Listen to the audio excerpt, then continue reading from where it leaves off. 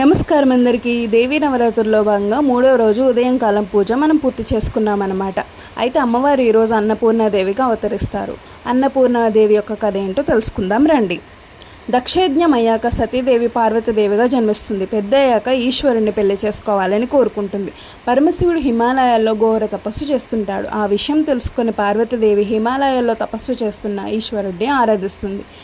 ఈశ్వరుడి జ్ఞానం నుంచి భంగం కలిగించడానికి మన్మధుడు పుష్పబాణ ప్రయోగం చేస్తాడు. ఆ ప్రయోగం వల్ల ఈ ఈశ్వరుడి జ్ఞానం భంగం కలుగుతుందన్నమాట. అయితే ఆగ్రహించి ఈశ్వరుడు భస్మం చేస్తాడు మన్మధుడిని.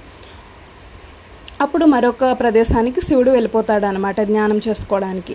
పార్వతీదేవికి ఏం చేయాలో అర్థం కాదు. అప్పుడు నారదుల వారు ఇలా చెప్తారు, కాశీలో నువ్వు అన్నపూర్ణాదేవిగా వెలుగొందమ్మ తల్లి అని. అప్పుడు పరమశివుడు నీ దగ్గరికి భిక్షాటనకు వస్తాడు అని చెప్తాడనమాట. ఇది కథ.